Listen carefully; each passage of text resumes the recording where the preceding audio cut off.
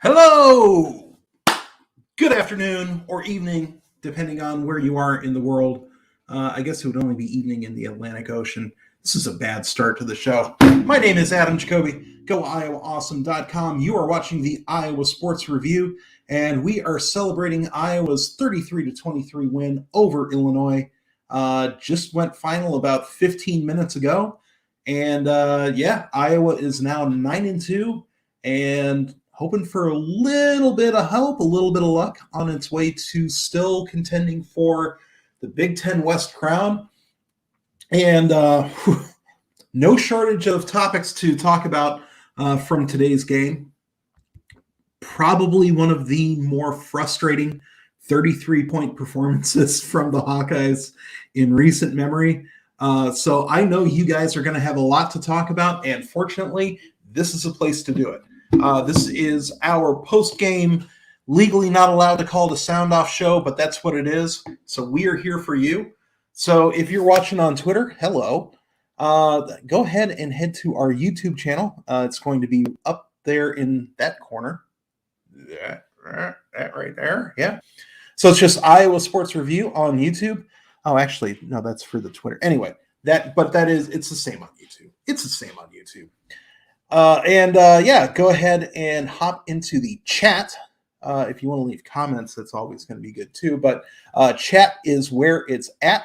I didn't make that rhyme on purpose, but I'll go with it.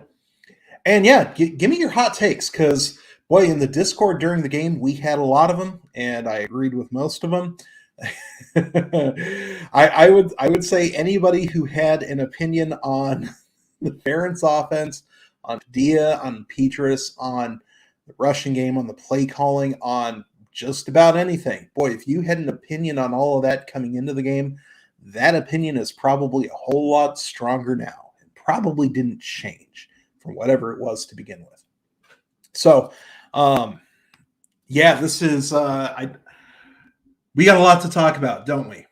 So, all right, my first thoughts were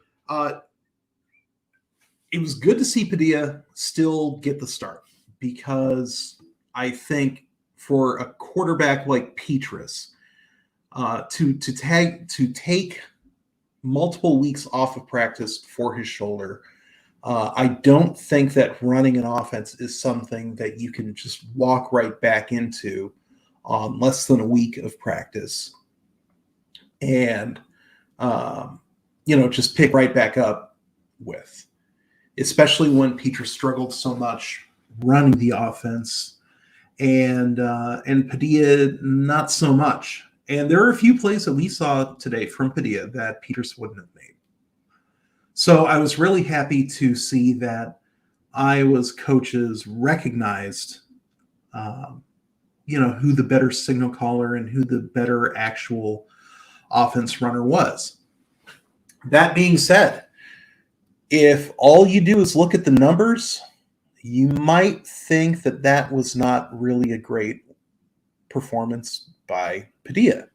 I think he ended up, 6 for 17, 83 yards, and an interception. And the interception wasn't good, although we can quibble about whether or not there was pass interference or defensive holding on the play that actually let the safety get to the ball before Iowa's receiver. But that all said, I would not put a whole lot of those interceptions on Padilla. The wide receivers, and I hate to say it, but which definitely includes Keegan Johnson, left a lot to be desired on the game. And that is, it doesn't absolve the Ferentzes for some of the extremely conservative play calling. But it does sort of let you know that, there are some times where you can call something great and it ends up as an incomplete pass. And if it was as easy as just calling the, catch the ball play, well, anyone can do that, right? Like no one says, all right, we're going to run this play here and you're going to throw it at their feet. Okay, good. Break. That doesn't happen. So I'm not saying that only the receivers were to blame, just like I was never saying that only the coaches were to blame for the weeks past. And there were some brutally conservative play calls, especially on third down. Second and longs were terribly predictable too. So, nobody really comes out of this looking a whole lot better, except for maybe Jack Plum. Plum had a good game. But Iowa scored 33 points. Last point at which they trailed in the game was when Illinois was up 10-7. So, and that was early in the second quarter. So, it's not like Iowa barely won per se, but the game was competitive for longer than it sort of felt like it should have been, right? It's just my thoughts. And when you don't actively try to put the ball in the end zone, when you only try so hard to prolong drives, when the play calling is so conservative, ostensibly out of concern for turnovers, but when that lack of aggression in the play calls essentially helps doom the drive, then in a way it's like I guess I would say a passive turnover. And it just seems like Iowa's a little too good for that on offense. Or at the very least, it doesn't.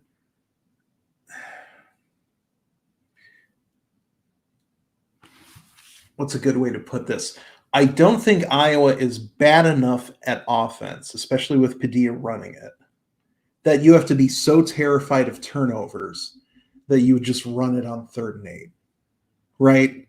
I mean, say what you will about Padilla and say, some of his passes are not quite as accurate, or I guess some of them are a little bit riskier than Petrus's in that situation, but we haven't really seen Iowa get burnt on them yet. And so if all you're doing is trying to manage risk, that's fine.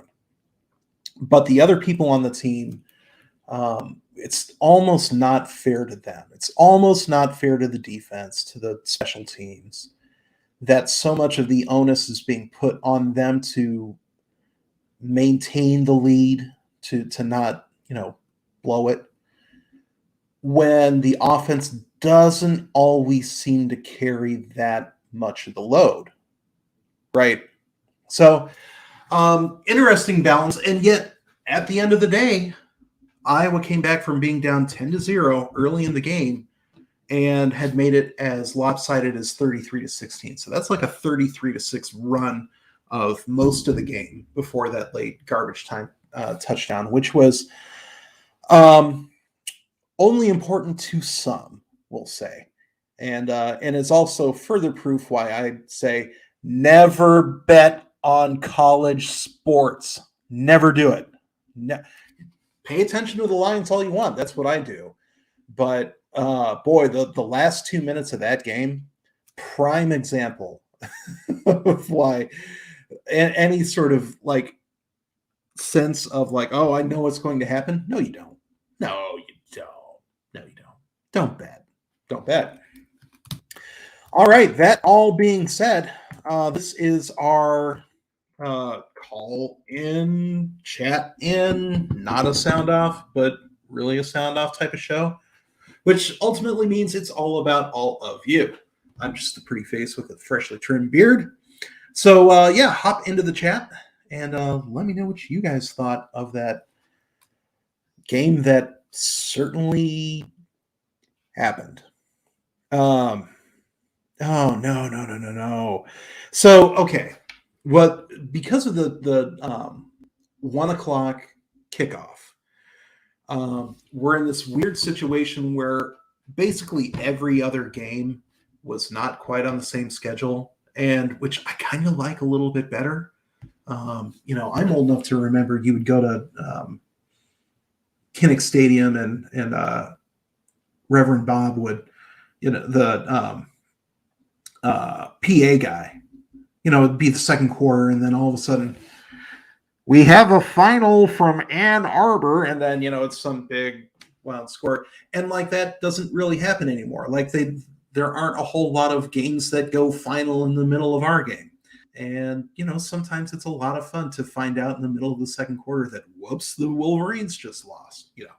So but it does really throw everything off in terms of keeping track of the rest of the games. So thank you, David, and I will.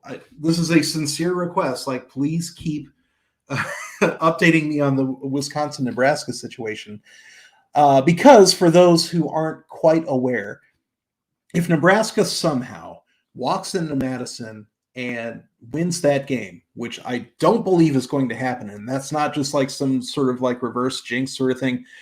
I legitimately, genuinely do not believe that Nebraska will or even can win in Madison. I don't believe it.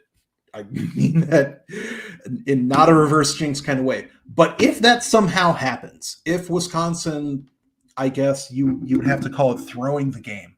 If Wisconsin throws this game, it means Iowa is back in position to take the Big Ten West and face, in all likelihood, Ohio State, who just murdered Michigan State.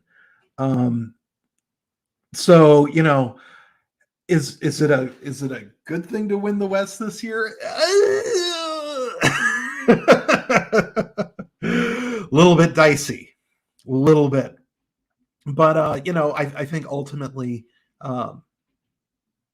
tis better to win the West and get blown out in the championship game than to not win the West at all. It's just my thoughts, but I don't know. You guys' thoughts? Would you rather see Wisconsin get blown out by Ohio State in Indianapolis in a couple weeks, or would you rather see Iowa get blown out by Ohio State? Serious question. Feel free to give me the answer. But yeah, we'll see. Does Kelton Copeland earn any blame for the drops? For those who don't know, Kelton Copeland is Iowa's wide receivers coach. It's a good question. Some of the drops, Nico Regani's been around in Iowa City longer than Copeland, right? So I don't think that was something that was only recently coached into him. But yeah, I think that does have to be a coaching point for this staff, not only in the next couple weeks or for the rest of the season, but going forward to next year, because there's a whole lot of receivers on this team that are going to be here for the next few years. I'm starting to worry that Tyrone Tracy isn't one of them, which is a little too bad because he showed us a lot when he was still getting on the field and getting thrown the ball. But he did have his own drop problems this year too. So, I think that is a good question. And I would be curious. You'll be shocked to know that I never played receiver at any level.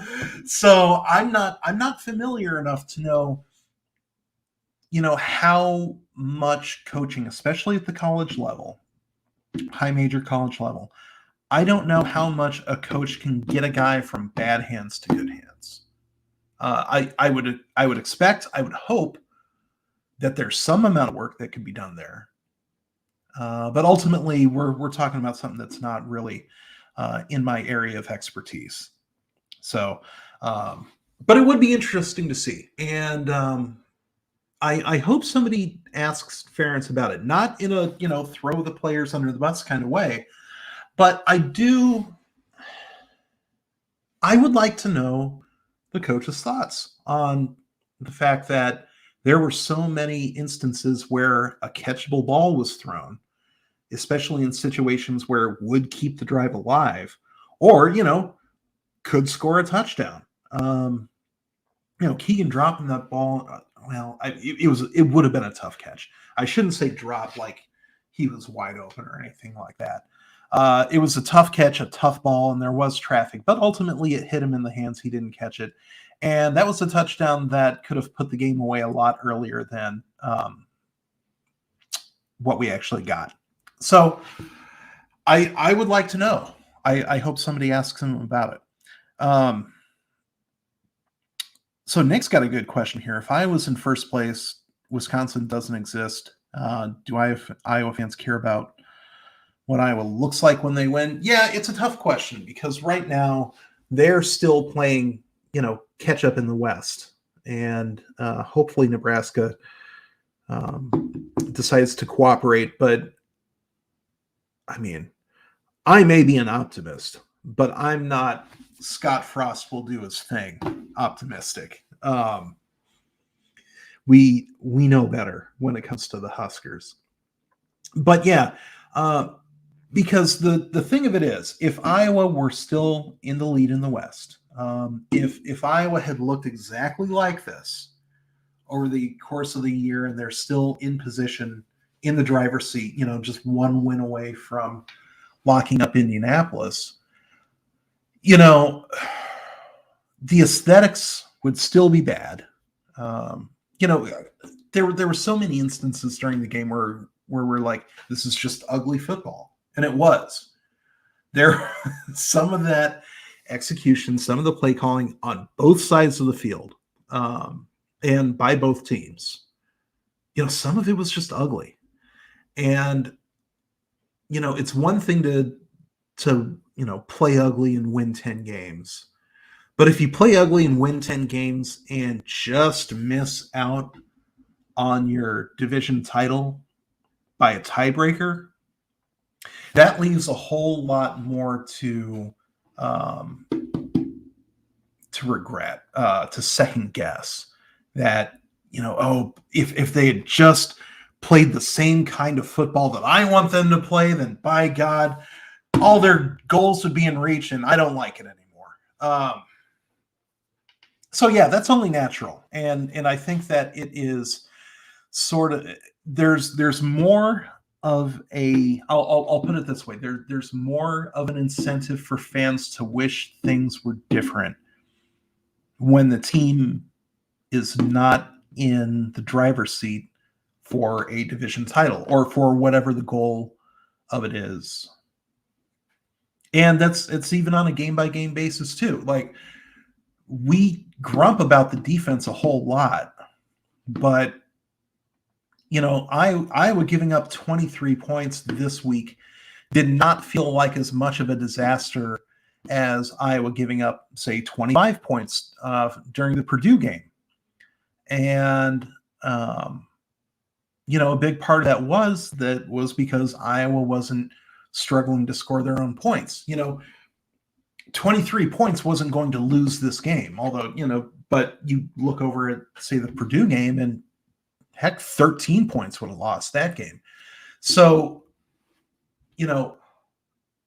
when these things are merely stylistic or, just shrinking margins type of situations, yeah, we can grouse about it, but ultimately it doesn't really matter all that much.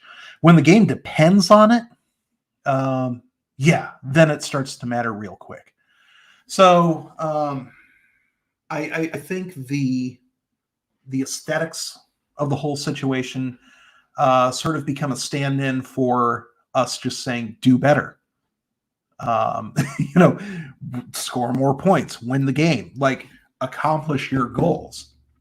And fortunately, in Iowa City, the goals are a little bit more concrete than just be the most together team. Hi, Coach Campbell. Right, we do actually have concrete goals in Iowa City, and to be so close to what we want to accomplish, and especially to sort of think that, if it weren't for the same types of coaching decisions that we've seen for the last 20 years, like, we know what's coming, and you just want to just grab Kirk by the hoodie strings and be like, why are you not running a 21st century offense? Why? You don't want to actually choke him, but anything like that. But you see what I'm saying. Because we want good things for those guys too. they're not our goals as fans per se, right? Like it's not. I'll be bummed out, but ultimately, it's not like a failure on my part if Iowa doesn't win the division. I'm not going to let that, change what I do for the rest of the year or anything like that. But so I get that the players and the coaches do actually care about all of this more than we do. I get that. And I hope all of you do too. But I do, it does sort of bring it into starker contrast that what we want the offense to look like versus what the coaches want the offense to look like. So, ultimately, it certainly contributes to the frustration. I would put that there. Okay, Sean, that's not fair. First of all, let's go to this one from Nick. We'll keep that on there. We lose the tiebreaker to a team with one more overall loss, and which also has questionable offense at best. Yeah, exactly. And ultimately, Iowa had their chance up there in Madison and just didn't show up to play. And you can put that on Peters, you can put that on Ferentz, you can put that on the defense. Every single phase of that game was better on Wisconsin's end than Iowa's. Every single phase. So that just is what it is. And I think that's important to remember that Iowa's two losses were both well-earned, well-deserved. And that's also frustrating too. But at the very least, it's not like there was one little thing in each game that just derailed the whole thing. So yeah, I think that's another interesting point. Okay, Iowa's offense. First of all, I like green bean casserole. I am, of course, Midwestern at heart. So you might be asking the wrong person here. That being said, doesn't it feel a little bit more like dry white meat turkey? The kind that, while we're sitting here like, why don't you try smoking it? Why don't you try deep frying it? Deep frying it, it locks in the juices, it locks in the flavors. But, Grandpa Kirk, who's been making the same turkey for the last 40 years, says, oh, no, we just do oven, and it's fine. And it is. It's fine. You know what you're going to get out of it. It's the same, like, it's never the Christmas vacation turkey. But, at the same time, it just feels like you're eating 20th century turkey. It's the only way that I know how to call it. And you can't tell somebody to take away turkey duties from Grandpa Kirk because he's been doing it for forever. And you can eat, and even when his son takes over the turkey duties, who taught him how to make the turkey. So you know what results you're going to get all the same too. He wouldn't have brought in Brian to start deep frying the turkey. That's not the way it works in the Ferentz household. This is a really long, extended, weird metaphor. And so if this is your first time watching the show, welcome. That's all we do here. Long, weird, extended, strained metaphors. That's all we do. And if this is your first time here, and maybe if it's not your first time here, go ahead and if you're on that YouTube page, and I really hope you are, go ahead and click that like and hit subscribe if you haven't already. Not only does it make us feel good about the work we do, but more importantly, it tells YouTube that this is a fun, exciting, and growing Hawkeye community that deserves to be in front of more people's eyes. And yes, it does help us meet our goals, and ultimately that is fun. So for all of you, those of you who are already subscribed, got through that sentence. For all of you, thank you for your support so far. For you new people, come join us. It's fun. I promise. I love you too, Sean. Ew, no. So yeah, anyway, let's also point out Charlie Jones had himself an extremely Charlie Jones day today. The game probably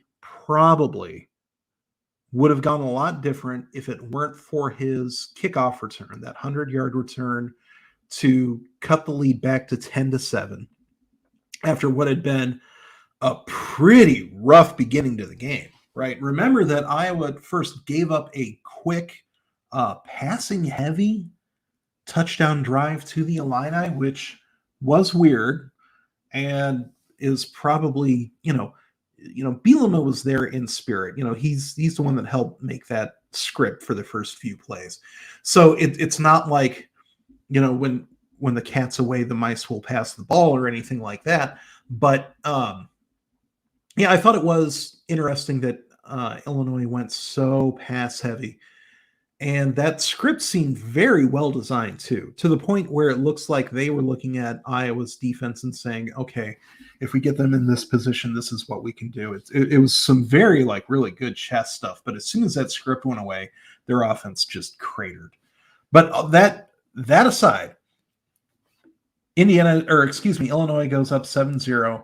Iowa, with the first of many questionable coaching decisions, ends up punting from plus territory. Except the snap goes through Taylor's legs. Illinois karmically gets the ball back in great field position. 10-0 very quickly in the game. And boy, I think a whole lot of us were like, oh no. Right. That felt like the beginning of every single one of these numerous games where Iowa is favored in that 10 to 15 point range. Someone with more time than I have can probably look up over the years how many of those games Kirk has lost. Spoiler alert, there's a lot of them. And also, spoiler alert, Iowa State and Northwestern make up a lot of them.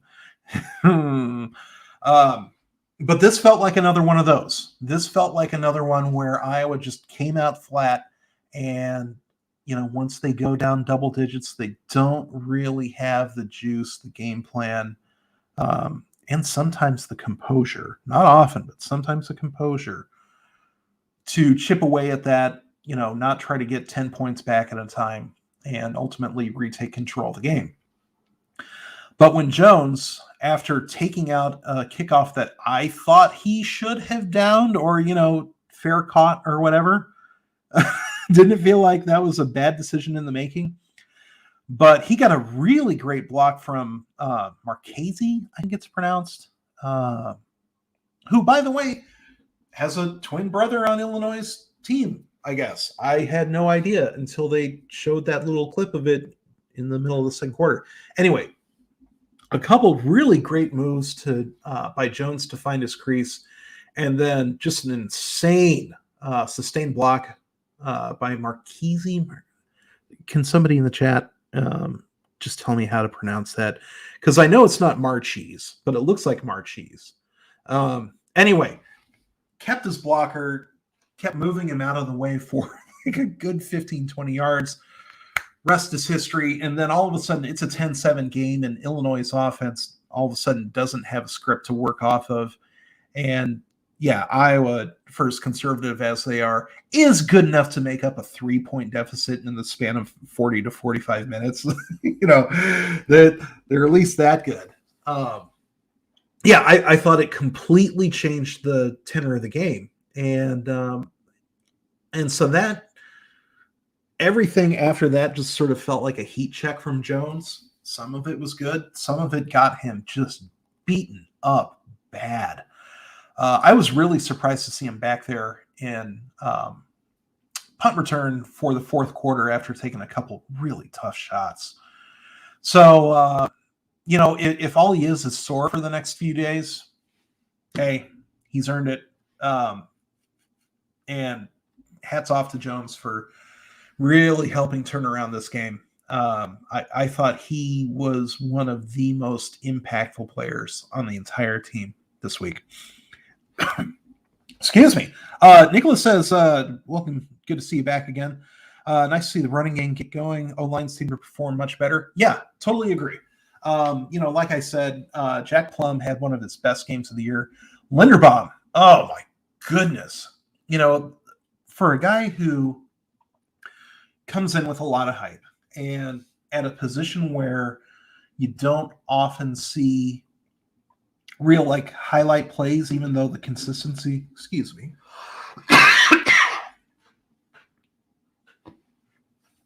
where the consistency matters more than the the really spectacular blocks and he ran 30 yards to do that.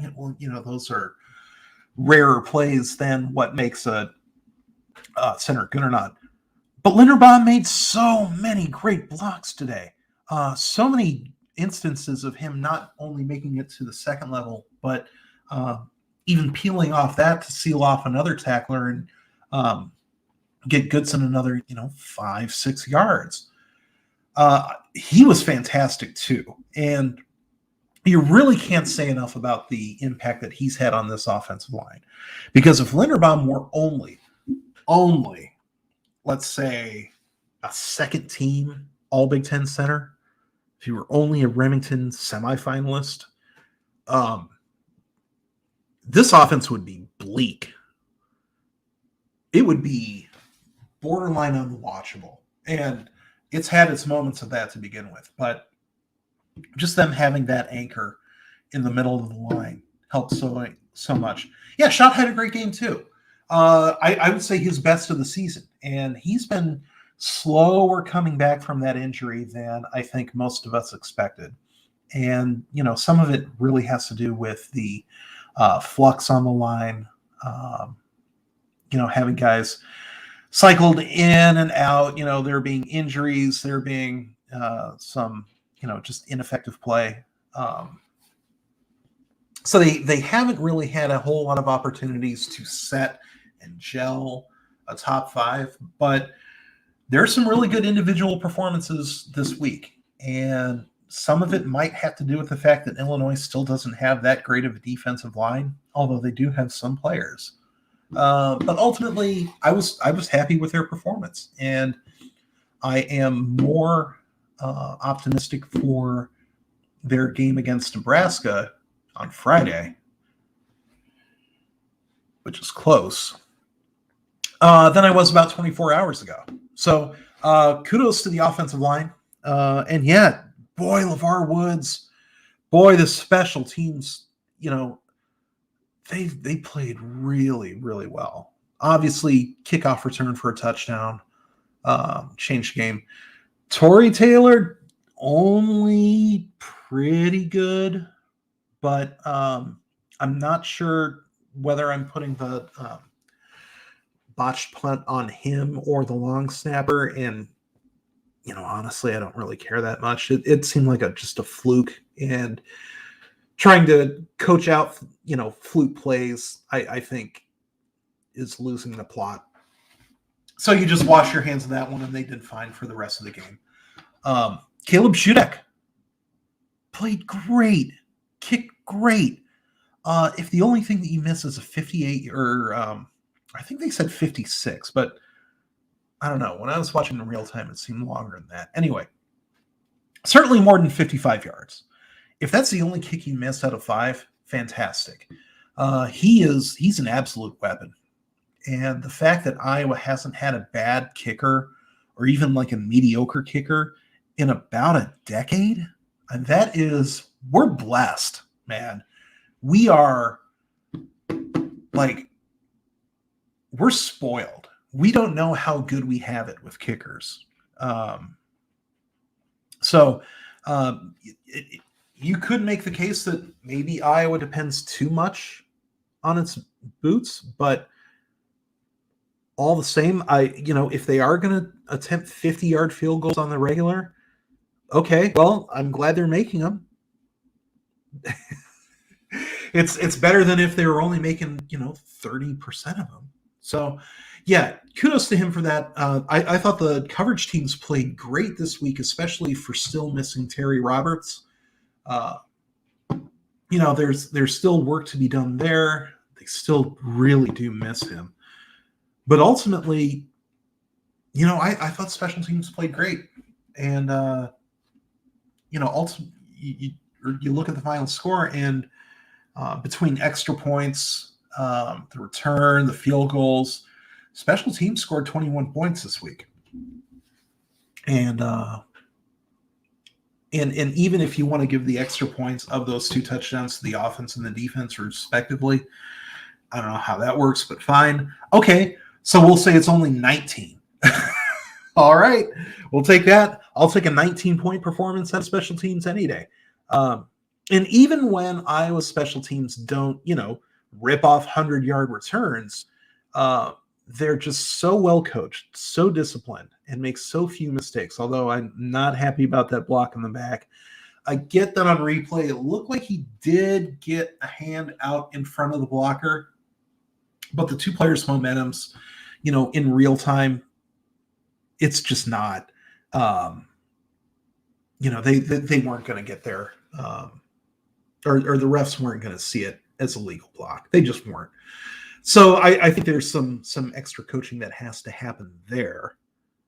But ultimately, I thought they had another great game. And I would like to see at some point, and I get that it would cause some ripples, some waves, some headlines, but what I would like to see is Kirk Ferentz give LeVar Woods the assistant head coach job for next season.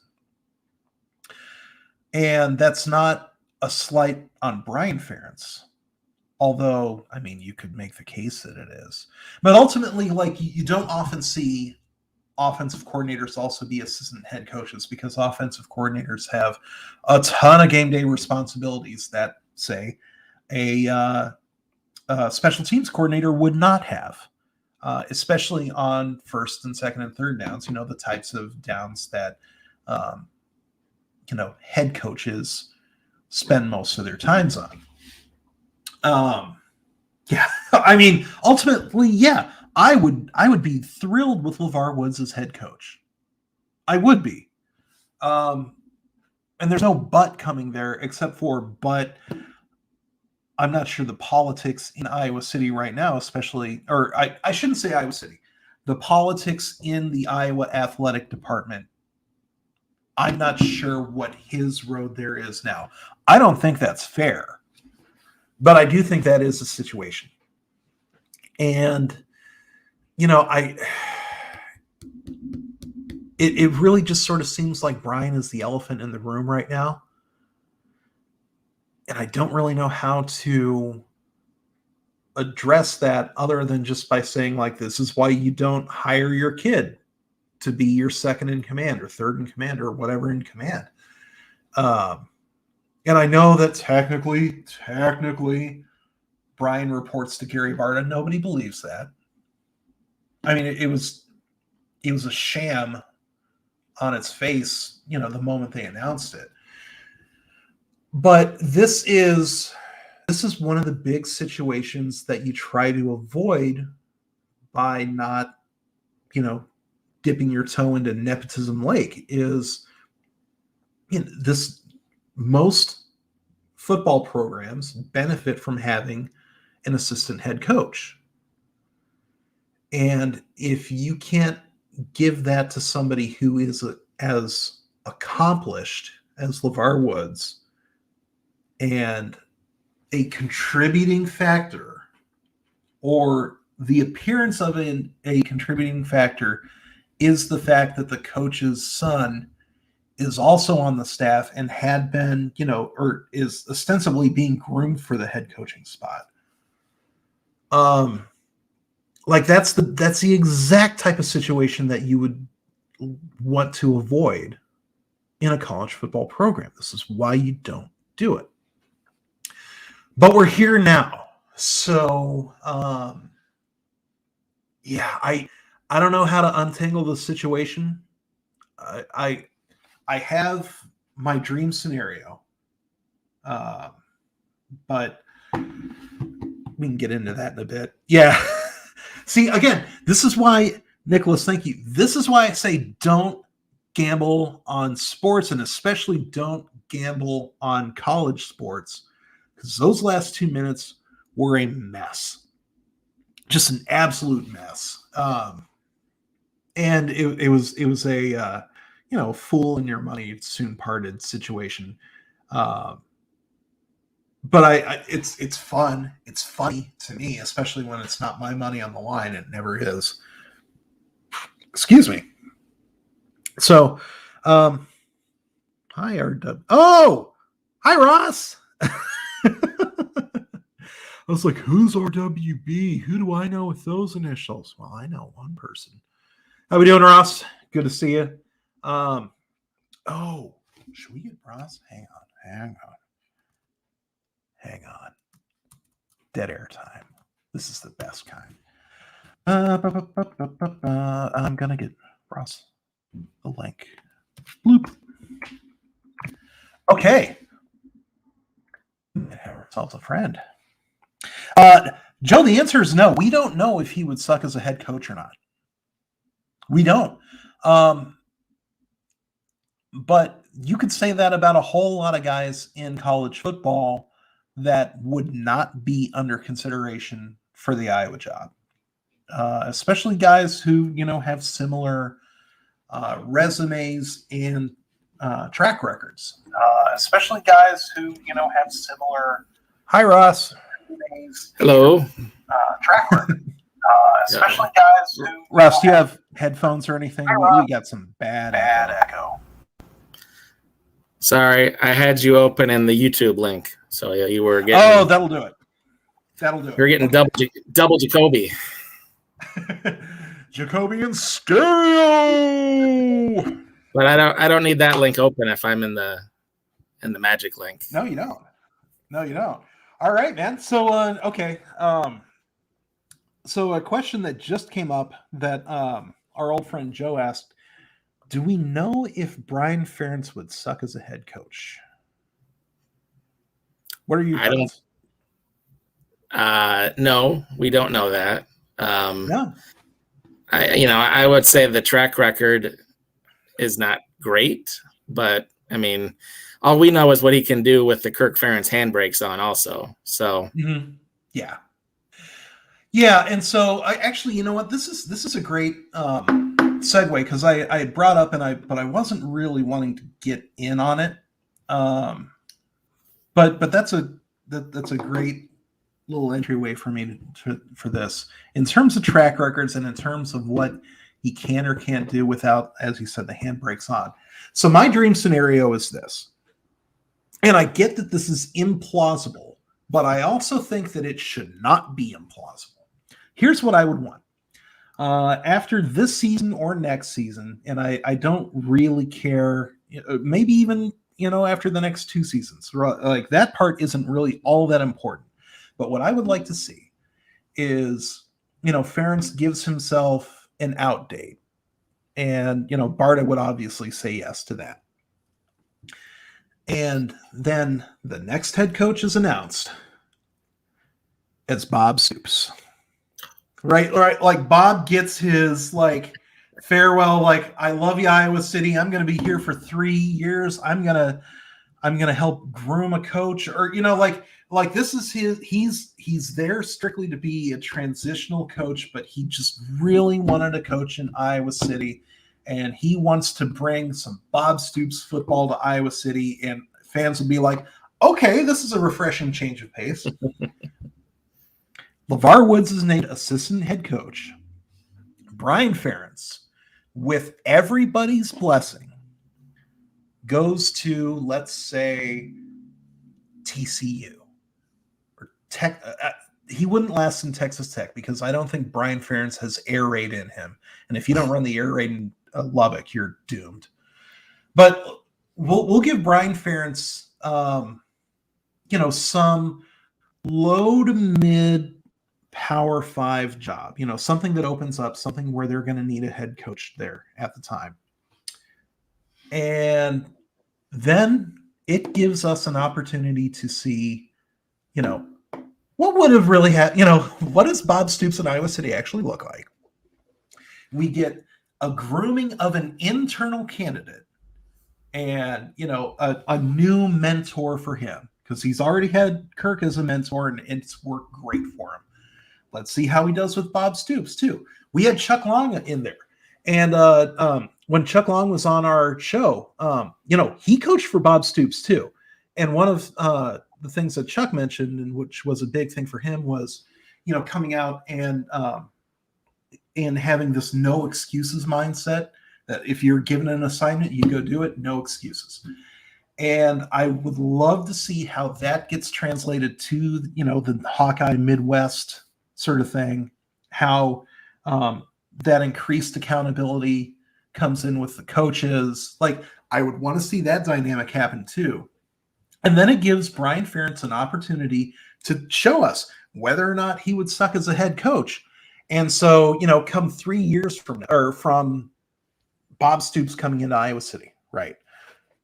3 years from that, 4 years, whatever.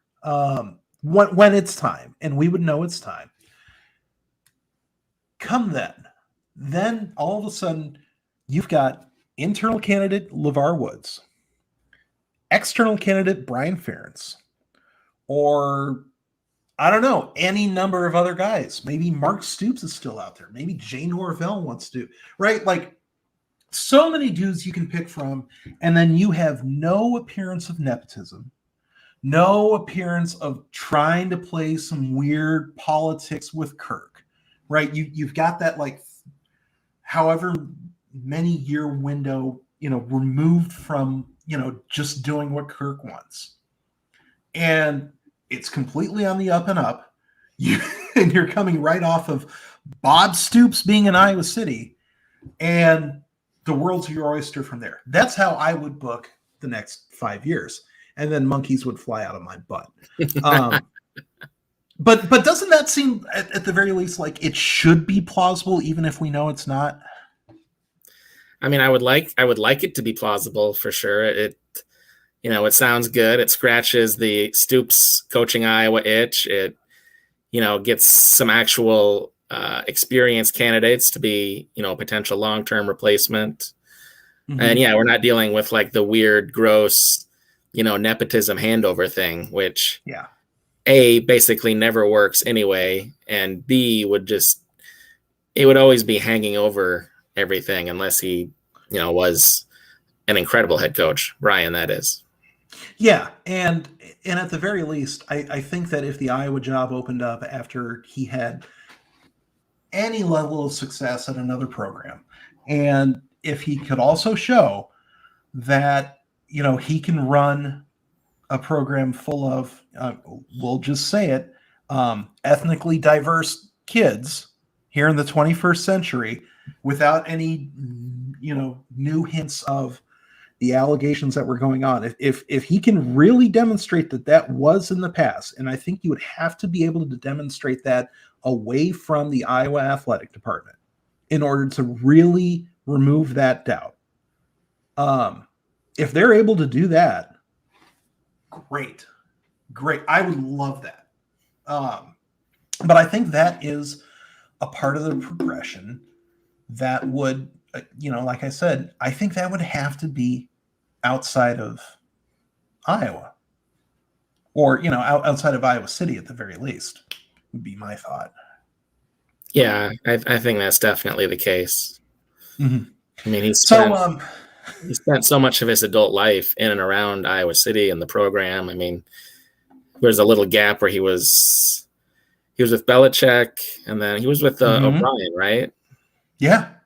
So, or I know at the very least O'Brien wanted him to coach with him, and I know that he was told that he wasn't available. So, we're not talking about, some dunce here. Brian Ferentz has a really good pedigree. And if his name was Brian Stevenson, then, the whole conversation is totally different. But his name isn't Stevenson. He does have that baggage of, being the head coach's son. And if his name were Brian Stevenson, does he still survive the whole Doyle thing unscathed? We don't know if the answer is yes. Yeah. We don't know. And that's again sort of the sort of thing that you sort of have to be able to sort out away from this athletic department. And it's nothing against him. He didn't choose who his dad is or anything like that. And it's not an indictment of him either. It's just there's some things where you need an objective eye on it. And that's just all there is to it. All right, that's enough of that. What do you think of the play calling, Ross? Oh man, I don't know. There's so many directions you can go with that, right? Like, I think some of the play calling was better than we've seen in the last few weeks, but there were just so many drops and everything that it also made it, difficult for those plays to succeed. That said, I still, anytime Iowa gets inside the 10-yard line, it's like, cover your eyes. Terrible. Yeah. So, well, and I sort of think that goes for a whole lot of their short yardage situations, right? If it's 3rd and 4, even if they're going 5 wide, that pass isn't going more than 5 yards beyond the line of scrimmage, and odds are pretty good that it's not even making it that 4. They just don't. And if it's 3rd and 1 and they want to run the ball, they're running with the intent of getting 1 to 2 yards. There's nothing that can, break for longer than that. And I don't know if that's well, that toss play today was such a great change of pace because, I guess they've done that a couple times this season, but it's so incredibly uncommon for what they typically do in that situation that, it was startling. It was startling for us who watch it every week. And it was, I think, startling for Illinois, who didn't expect Iowa to do something like that, obviously. So, by the way, a little update for those of you who do not have your TV on. Nebraska down 7 points, was in Wisconsin's red zone, imploded, could not convert a 4th and 20 from outside of the red zone. Yeah, and, the pass doinked off a Wisconsin player's helmet, I believe. Perfect. Right, perfect. That's Nebraska football for you. I know this isn't technically possible, but is there someone we can lobby, petition?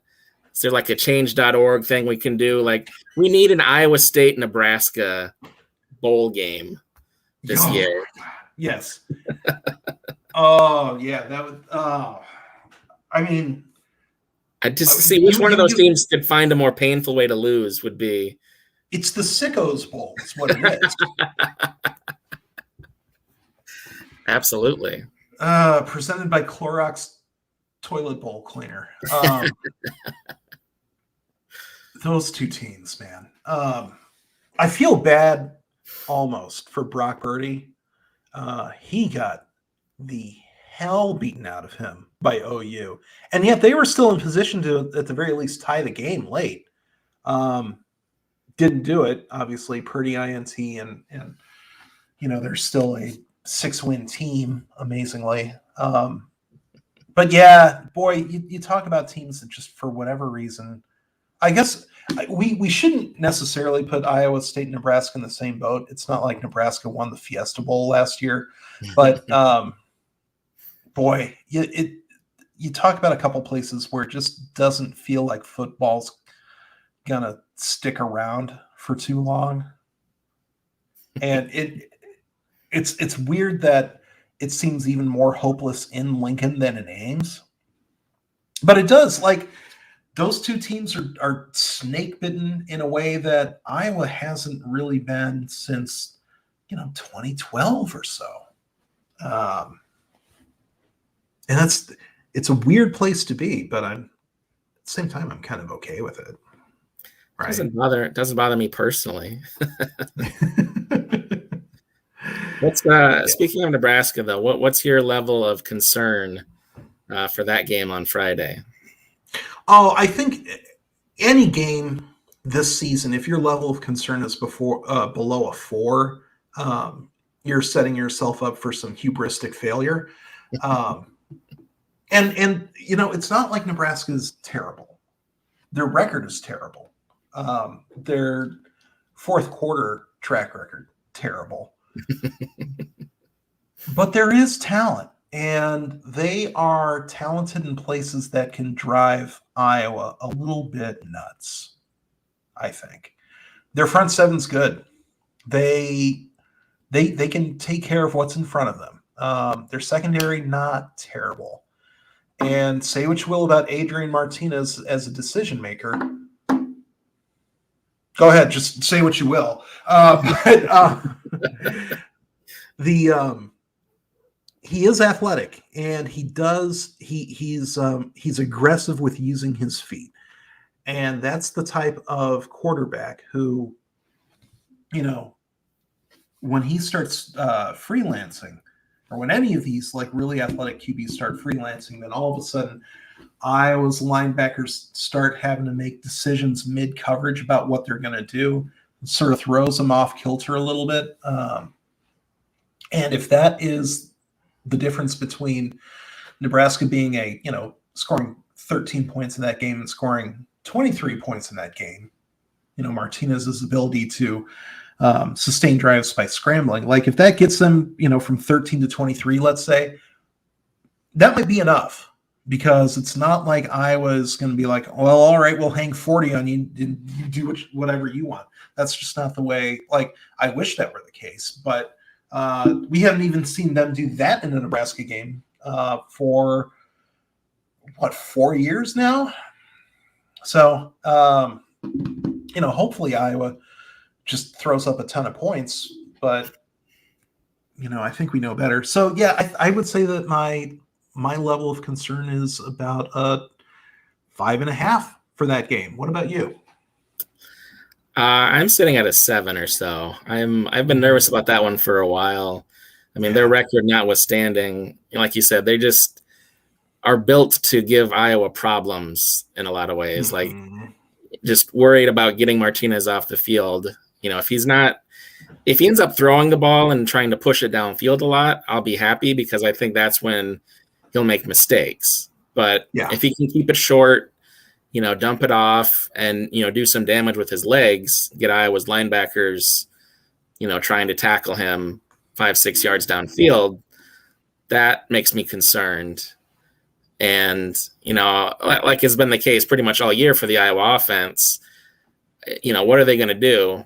Can the defense and special teams help them out enough, give them either score for them, which is the ideal, or set them up with really good field position to the point where even the offense can't screw it up too badly. So, right.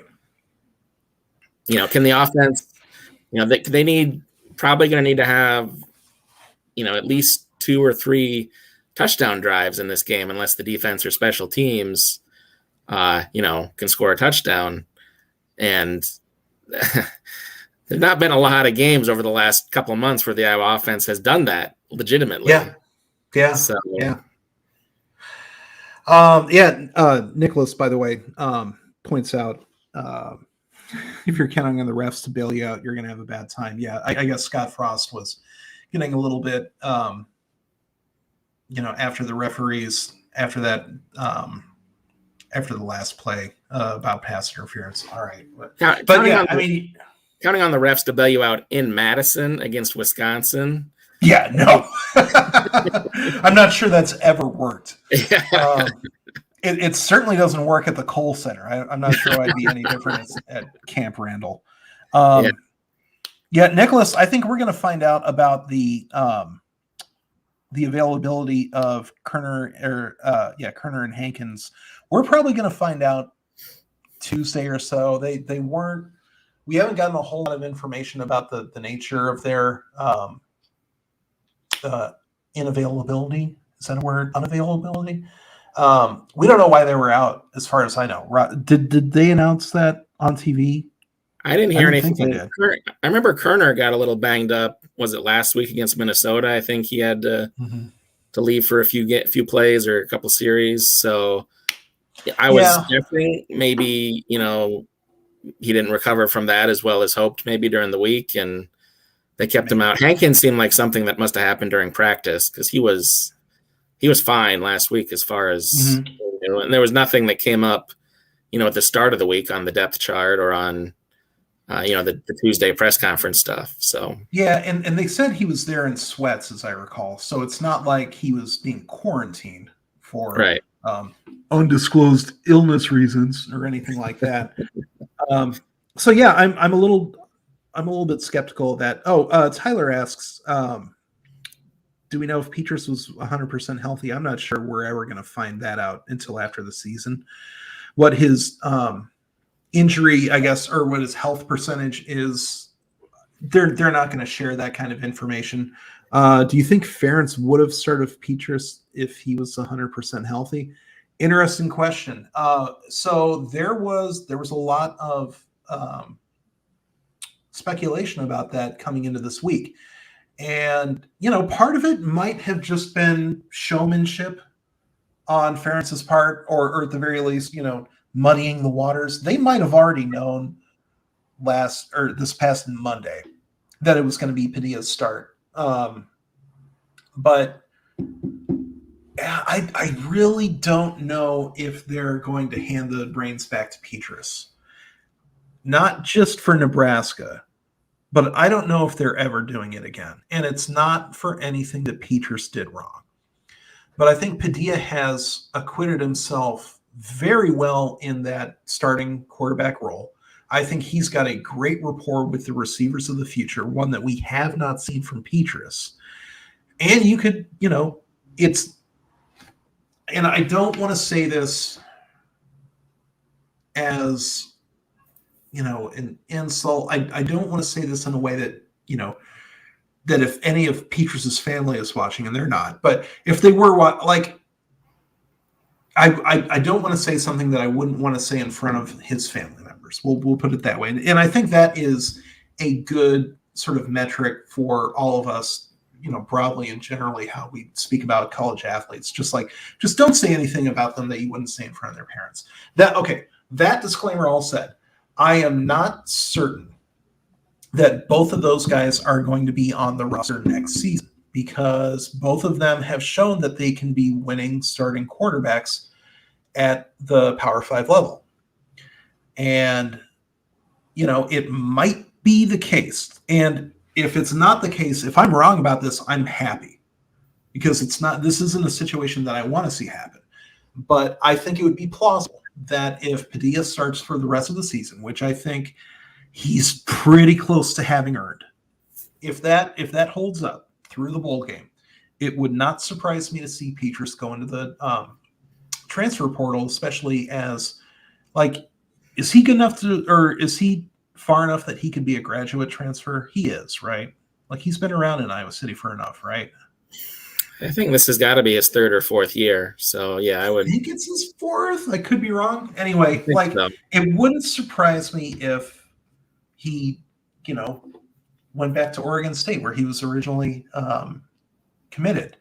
Again, I'm not hoping for that. But I think that, we've been around college football long enough to know how these dynamics work, or how they usually work, especially with quarterbacks. It just wouldn't surprise me if that happens. And just like Jake Rudock going to Michigan, I would hope nothing but the best for Petrus wherever he is next season, up to and including Iowa City. I would be happy with that. But if he's the sort of guy that says, I just lost my starting QB spot to Padilla, a guy that I had out-practiced coming into the season, and I want to be somewhere where I know I'm going to get playing time, it only makes sense that would be a transfer situation. And again, hey, if that's what he wants, great, because it's not like, Iowa's also sort of the grooming the QB for after Padilla already. So, it might be a writing on the wall situation, or it might be no, I'm going to earn my starting rollback position. I don't know. Time's only going to tell on that. So yeah, I'm not sure what the answer on that one is going to be, but I don't know how much longer I'm going to be able to understand that health is what's keeping Petrus off the field if he's, cleared to practice and was dressed for today, right? If you can practice, if you can dress, and especially if you can dress, then you're going to be able to play. That's just the rule when it comes to football. So, I'm really curious to see what Petrus's future holds. I'm happy with whatever he decides, as long as that's not, stabbing Padilla in his sleep. That's wrong. That's where I draw the line. It's murder. People are sleeping. I'm sorry that I have to make such a hot take, but here we are. Oh, man. All right. So we've already been on for an hour? That is bonkers. Okay. So we're long overdue for a reset here.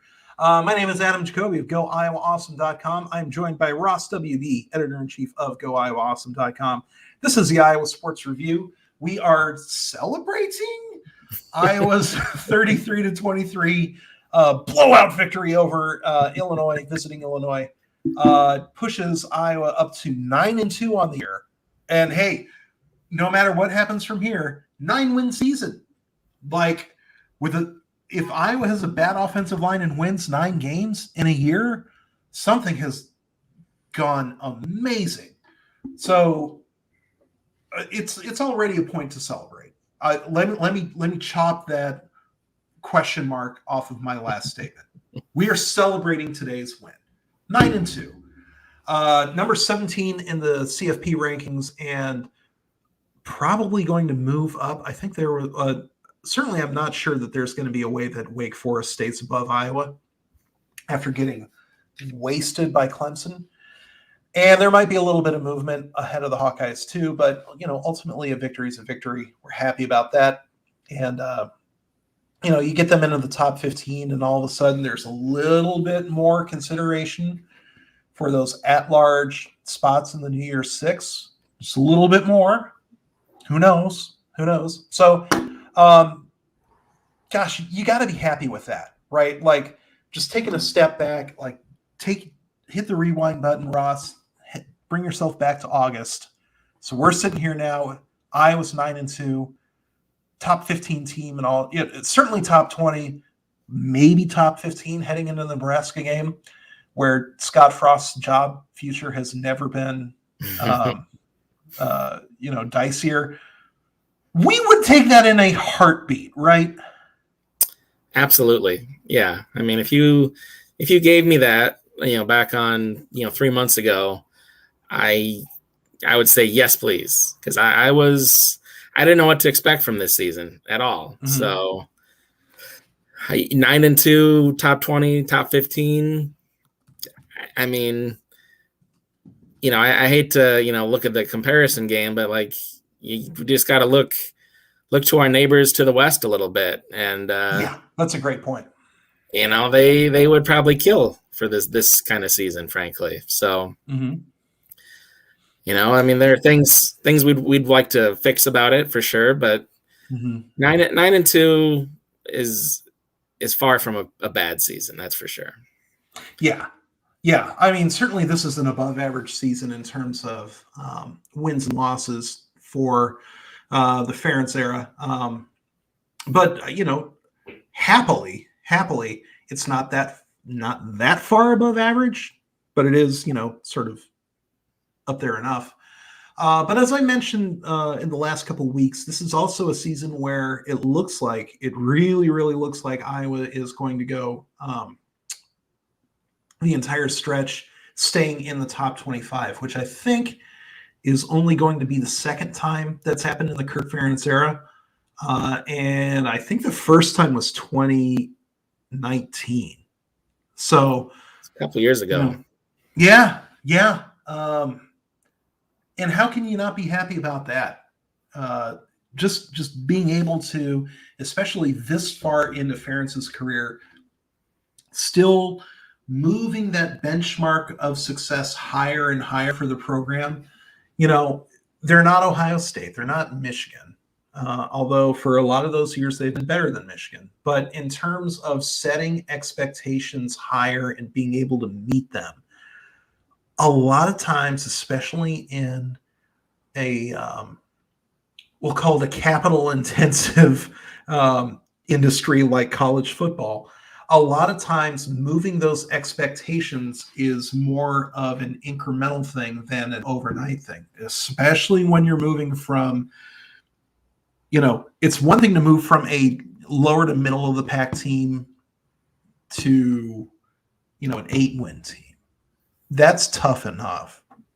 But moving yourself, I think, from an 8-win team a year to a 9 to 10-win team a year, I think is a different task, and in some ways a more difficult task, because now you're starting to get up against the programs who by and large all know what they're doing, right? You're not competing with the transitional types, the ones who have a brand new head coach, or the ones who are about to fire their head coach, or the ones who still don't really have a program identity. Now you're sharing company with schools that know what they're doing, have a proven track record of success, bring in, 4-star recruits on the regular. And to Iowa's credit, we've seen that uptick in recruiting success along the way with the uptick in record. It hasn't always been linear. And in some ways, 2015 remains the high bar of the Ferentz Renaissance. But this is starting to become a year-by-year thing now. Nobody is firing their coach because they have to evaluate where Iowa is as a program anymore. Yeah, I mean, if you take you're kind of taking the floor from those. It seemed like 7-5 was definitely the floor for several years for Iowa, and now if it's up to 8-4, 9-3, that's improvement. It's a substantial improvement. Yeah, I think anyway. Yeah, and it reminds me a little bit of kind of the jump that Wisconsin made, and that we've, I think, wanted to see Iowa make for the last 15 years probably, which is if you put yourself in that 9-10 win phase every year, eventually those Big Ten divisional titles are going to come. It's just granted, we obviously need to figure out how to beat Wisconsin, because they're also in that same little tier, and they've owned us for the last decade, basically. So that's a wrinkle they got to figure out. But I'm a big believer in that if you put yourself in a good position often enough, especially in sports, you will get good results eventually. It'll pay off. And if you have enough of those seasons where you're winning at least nine games a year, you're going to have some really good ones in there too. Yeah, I would agree. All right, for those of you watching, just a little reminder that this is ultimately a show for all of you and for our two pretty faces. So head on over to our YouTube channel there, hop into the chat window there. If you've got any thoughts on anything about the game, anything about the defense, how do you think that they performed with, a whole lot of people out? Go ahead and type in your questions on the chat. If you're lurking, just say hello. Just wave hello. We won't put you on the spot, but it's always good to know that all of you people, you lovelies, are out there. But so Black Friday soon cometh. And I know that we talked about the the dread factor and all of that.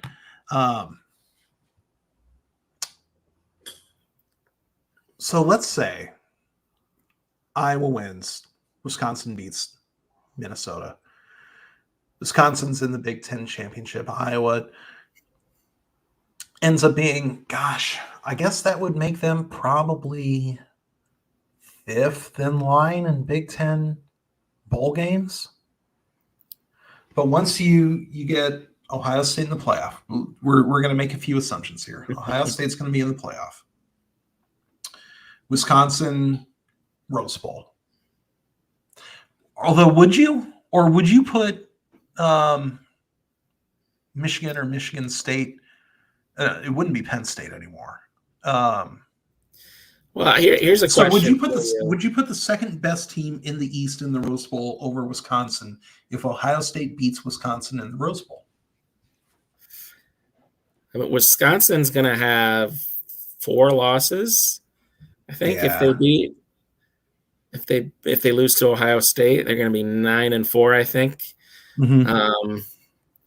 Michigan ought to be 10-2 if they lose to Ohio State next week. I think. Yeah. So. It didn't Michigan. Yeah, and Michigan won in Madison. Michigan beat Wisconsin. Right? That was yeah. That should probably factor in. But here's another wrinkle to consider. How much does it hurt Michigan and Wisconsin if their last, appearances this season are getting just, the brakes beat off them by Ohio State?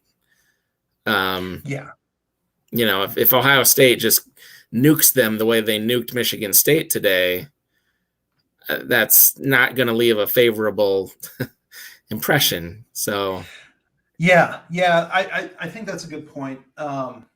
And Michigan State would probably say, well, we could do that.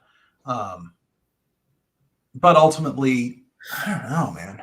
Yeah, I mean, there's an interesting one. Like if Michigan State winds up 10-2, them and Michigan both get smoked by Michigan, but Michigan State beat Michigan.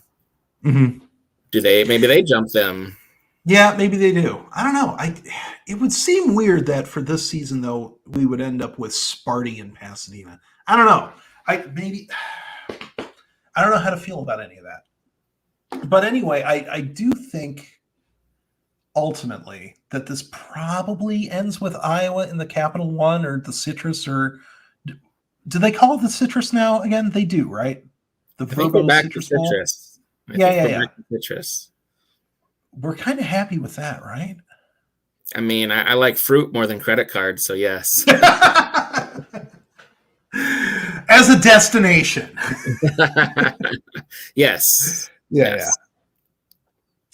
I think I'd be happy with that too. Now, that does mean that they're going up against the SEC again, and I think if there's one thing that I don't know sort of depresses my enthusiasm for bowl season, it's that whenever I was in a bowl game, it seems like it's either against a nightmare like Christian McCaffrey, or it's against someone from the SEC. Like I don't know who. Like if that means Iowa versus Kentucky or something like that, I'd be happy. I'd be thrilled. But only because we haven't seen Kentucky before, right? Like we've seen Mississippi State, we've seen LSU, we've seen Florida, we've seen it wouldn't be Georgia this year. We've seen Tennessee. I don't know who else would be out there that has a record that's good enough. I think A&M is probably in that. Ooh, yeah. Oh man, I don't the proto-fascists. That's. I don't think we don't have to worry about Alabama or Georgia. They're no. We're not swimming in the same waters as them. No. And I wouldn't mind seeing Iowa. See what they can do against an Auburn or a Kentucky or maybe even A&M. Those matchups are, a little nerve-wracking, but we've also seen Iowa, they definitely, I think, get juiced for those games, and, they'll probably play as their best football, hopefully. So. Mm-hmm. All right. Well, so let's take a quick little detour here. The last time that we were on, it was just in the aftermath of the win over Alabama State, who I called Alcorn State at the beginning of the show because AL State. How many of them can there be? Turns out 2. Also shows you how much in-depth attention I was paying to the game itself. I saw Mo Williams on the sidelines, and everything just went haywire up here. Anyway, it's Western Michigan who just lost big to Saginaw Valley State. Not a D1 team, by the way. So I don't think that one's going to be competitive at all. But a week from Monday, the Monday after Thanksgiving, Iowa at Virginia. And some of these results that we've seen out of Charlottesville have been sketchy. But still, it's Tony Bennett. It's Virginia. How are you feeling about that game right now, as opposed to how you were and compare and contrast, if you will, how you're feeling about this game before the season? That's definitely a good question. So I would say, before the season, in terms of my nervousness, scale of 1 to 10, I was probably a good 7 or so. Virginia's Virginia. Didn't know what to think about Iowa going on the road. A lot of things to worry about. Now I think I'm down to a 5, maybe. I mean, it's still a road game. We haven't seen this team outside of Carver, so I think that'll be an adjustment. And Virginia, they've had some sketchy results, but Tony Bennett's still a really good coach. They're going to be prepared. They're going to have a tough defense for Iowa to break down. So, I think it'll still be a tough game, but it certainly feels far more attainable win for Iowa than it did, 3 weeks ago or whatever, when it was like, oh man, I'm not going to look forward to that game. That's going to be bad news for the Hawkeyes. But now it's like, I could see it. Definitely. Yeah. I think my only worry is that if Virginia is really using this opportunity to play its way out of tournament contention, which so far does not look good.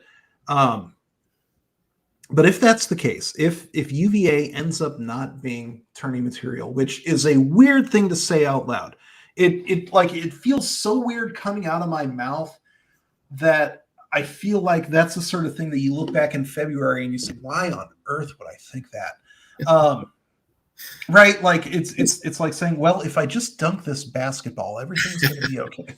I still feel like they're the defending champions because they were the last champion in a normal college basketball season. So yeah. I don't know. It's weird, but yeah. So if that happens, then it is plausible that Drake ends up with a better non-conference tournament resume than Iowa does. I don't think that's going to happen, but I mean, Drake just beat Richmond. And, if the best team that Iowa plays in the non-conference is Virginia, which it looks like that's going to be the case, and Virginia is not all that good. Richmond is at the very least good enough to, steal an A10 bid or something like that. Drake also has, I think, one other pretty darn good game on its matchup or on its non-conference slate. It seems like the Big Ten is going to be feisty enough that it's not really going to matter what Iowa's non-conference slate is like, what their resume looks like. Drake's also got Belmont and a tournament in Georgia where they face Clemson and then one other. Then I think Georgia Tech would be the other side of that. So gosh, it wouldn't surprise me if the Bulldogs have 3 decent wins and Iowa only has 2, just strictly based on their scheduling. I don't know. I mean, I think for Iowa, then the key then is just don't lose these games. Yeah, that's a big part of it. if you get the wins, I think you'll be okay. But you really don't want to lose those games. That could be damaging. But even then, like, a game at Virginia, unless they're just like absolute Nebraska ball level of bad or something, I don't think a loss there is gonna, really be harmful to the resume. Yeah. I forgot that they also have Utah State in Sioux Falls. That'll be fun. Utah State's pretty good. But I think at the end of the day, there's so many opportunities for good wins in the Big Ten and like reachable opportunities too. It's not like, well, yeah, they were playing a bunch of top 10 teams. But I think there's some winnable A-tier games there. That's a good question from Nick there about the Big Ten top 5 finish. That's a good question. Rob, I'll start with you. What do you think? I would not go so far as to say realistic yet, but I will definitely say plausible, because I think Iowa's looked a little better than I expected. And especially the middle of the Big Ten has looked much more chaotic than I expected, which I think a little doughier. Yes. Yeah. Which I feel like there aren't hard tiers, that I feel like Iowa can't break through, other than, at the very top where I see what Purdue's doing and I'm like, nope. Right. But I don't think there are too many teams on that tier with them. And I see everyone else kind of flailing around a little right now. And it's like, I think Iowa can do some business against those teams. Yeah, I would agree. So for whatever it's worth, KenPom has Iowa as the 6th best team in the Big Ten right now. Now, obviously, Michigan, Purdue, Illinois, we're talking about top 10 teams here. If Iowa finishes worse than them, fine. It's also, I would say, more likely than not that Iowa at the very least finishes within 2 games of 5th in the Big Ten. And so, I understand that, the higher you finish in the conference, the better, especially, not only for tournament seedings or, like Big Ten tournament seedings, you obviously want to get that double bye, but also because finishing above 500 in a tournament or in a conference is a good thing to do, and you want it. But I also, I don't know. I think this could be a really fun and successful season, even if Iowa doesn't crack that top 5. Would you agree? Yes, I agree. Yeah. I mean, I've been kind of penciling Iowa around like that, 6, more likely 7, 8 mark in the Big Ten, I think. And I didn't think that's, that's not a bad season for them in my opinion, with what they have on that roster. Now, if Keegan Murray continues his frankly astonishing level of play, All-American Keegan Murray, like we all expected a couple of years ago. Expectations are going to go up a little bit, because I was bullish on Keegan. I did not see Wooden Award winner Keegan was not on my radar. Yeah. Yeah. Because I remember during the off season when we started to see those reports that, Keegan's looking good in practice. Oh, NBA scouts like this guy. And I remember like privately, us in the Go Iowa Awesome Slack channel, we were like, I like the guy, but pump the brakes, man. Right? Like I don't remember any of us thinking, oh yeah, this guy's going to be a 25-point machine. That was not on the table, even though we knew he was primed for a step up. We knew that was going to come. We didn't know this was going to come. Yeah, I was thinking like 16 and 8 was going to be like, that's a good jump for him. Like that's a good season. And even if he ends up, with numbers like that, once his competition isn't from the SWAC or the MEAC or the Big Rockies or whatever they call it. Like, even if his competition rises to the level of scholarship worthy, and he ends up with, like you said, a 16-8, I'm thrilled. And maybe it, might even be better for him to, have a little bit of humility thrown his way by the bigs of the Big Ten. I don't know, but we'll see.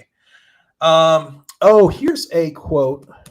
We've got some post-game quotes coming in from the players. This is from Chad Leistow of the Des Moines Register / Iowa City Press Citizen / HawkCentral.com / Gannett's Media Giant conglomerate. Tyler Goodson says this about Iowa's 9-2 season. The season's been phenomenal for us. Wisconsin and Purdue, they outplayed us, yes. We didn't play very well, yes. But the courage of this team, the character of this team shows we're not worried about those 2 losses. We can overcome any adversity that comes our way. That's what I love about this team. Your thoughts? You love to hear it from your star player when they say stuff like that. Like, I think the one thing I've been worried about all year with Goodson is, is he, able to stay invested with this offense being such a mess and this offensive line, really putting him in such tough situations repeatedly during a game. And I have never seen, or heard anything from him that suggests, him being frustrated. I'm sure privately, he's got to have some frustrations, but he's always out there, very invested in the team and his teammates, and that's what you want to hear out of your, one of your leaders and your star players. So it's great. Yeah, I agree. And I also don't think that you would want to hear him say, "Oh yeah, I really wish we'd beaten Wisconsin and we didn't." Oh man, it's the point he was trying to make is that they don't let these losses continue to beat them. And there's not a whole lot of, well, I should say, not every team can say that. There are some teams that let disappointing results continue to haunt them down the road, it seems. Well, we've seen former Iowa teams where that was the case. The 06 team and the 2010 team, they really 2010 in particular. Yeah, that's exactly what I was thinking of. Yeah. That Wisconsin game never. I mean, we're still scarred by it, and we're just a couple of schmoes on the internet. Like, I'm sure I'm sure the players that were involved in that game, that game just eats at them. And it definitely did the rest of that season. I think that they never got over that game, and it was apparent in the way they played, in most of the rest of the games that season. So, I'm glad that's not affecting this team. We all wish we had a time machine and could fix at least one of those games for sure. But you don't want it to be like that cliche goes. You don't want a team to beat you twice or 3 times. So. And they're just like Iowa keeps beating Iowa State this season. Heyo. I mean, I think there's a little bit of truth to that. You're right. I'm happy with it. I think that's the exact type of message that he should be sending, which is, because you and I and everybody with a Twitter account is able to say, yeah, they shouldn't have done that. I can't believe they lost that game. About something that happened 6 weeks ago. That's not a luxury that a really high quality football team has during the season. They, maybe he says something different once it's February and he's sitting around with some buddies and, Chad Leistow doesn't have a tape recorder in his face or anything like that. But I think being able to say something that, demonstrates, especially in a situation like this, that they're able to keep their minds on the task at hand. You'll love to see it. You'll love to hear it. Going back to basketball, Ray says Chris Murray keeps improving as well. That is an underrated point about this team. Again, let's see it against quality competition, but fortunately we'll be able to do that soon enough, in about 9 days. Wow. Yeah, 9 days. We'll be able to see that. So I really hope that we do see that from Chris Murray, because having two Murrays is better than one. Two Murrays that you can count on. I don't think they're both going to challenge for the Wooden Award, but it has seemed at times that this Iowa team has been one solid big away from really being where they want to be. Like Riley Mulvey, not there yet. Agundale, not there yet.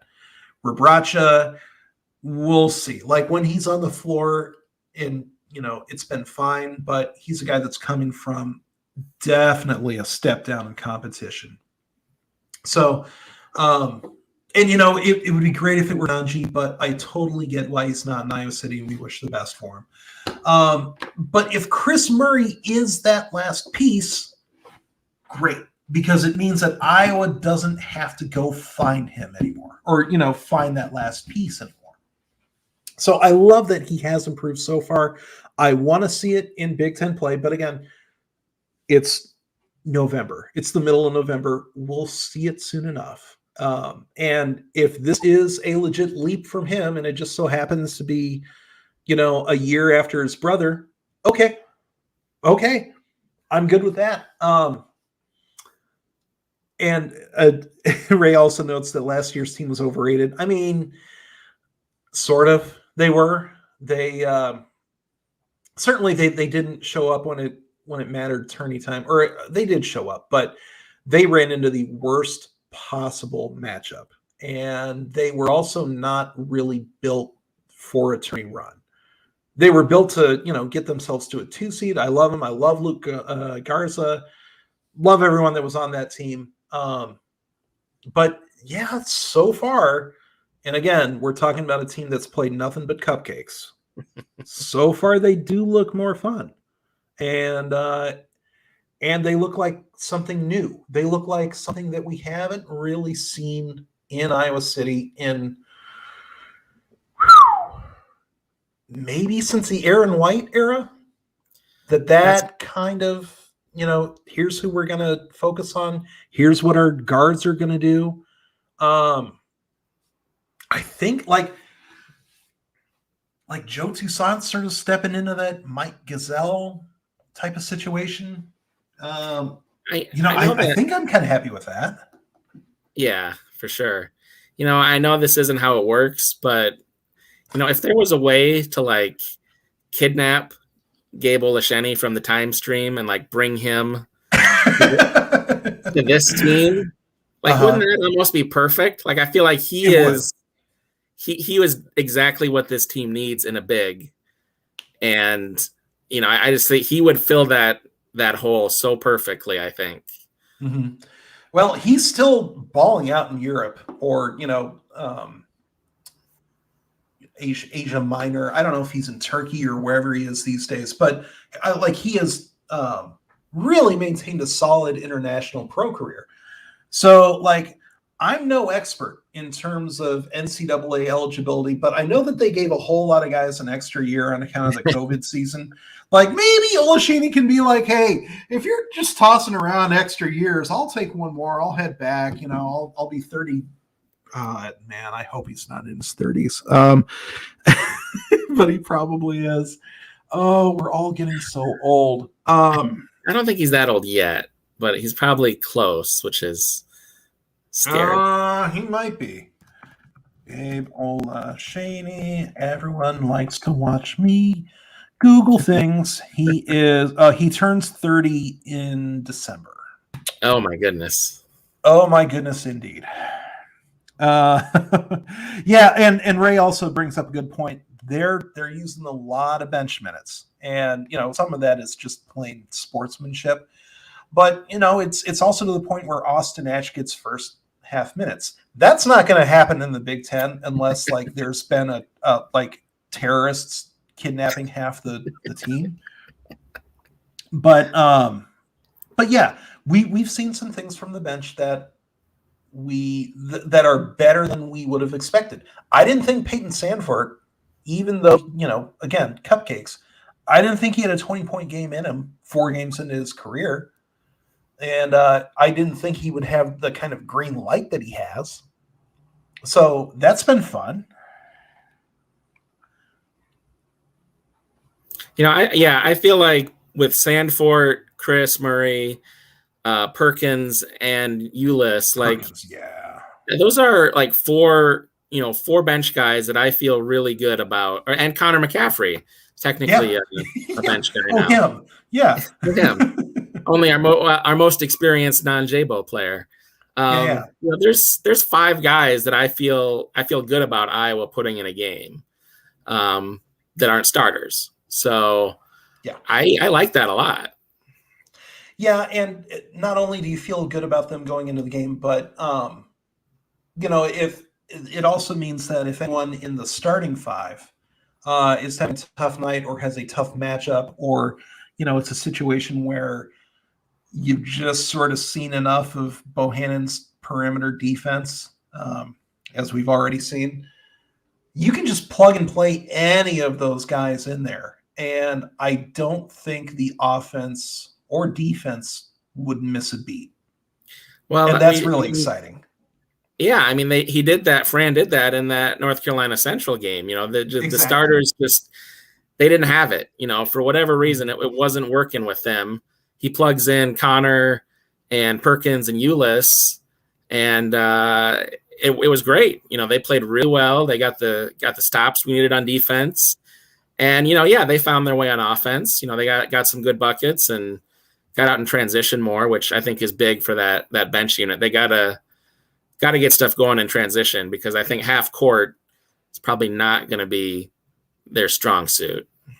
Yeah, I would agree. I just don't see that knockdown, create my own shot whenever I want it. And I love Keegan Murray. He is. I don't think operating in the half court with 4 other guys standing still is playing to his strengths. Not yet. And I get that, he's gotten a lot of Grant Hill comparisons. And if you remember Grant Hill at Duke and not, Grant Hill at the Pistons, but there's more to that comparison than, if that comparison's more apt than it is farcical. If all you're doing is looking at these guys in their college careers, especially early in their college careers, Grant Hill was not a knockdown 3-point shooter until his senior season at Duke. So he was another one of those guys that when he came in, he was energy. Also had a surprising amount of polish, but when you would play to his strengths, you were running.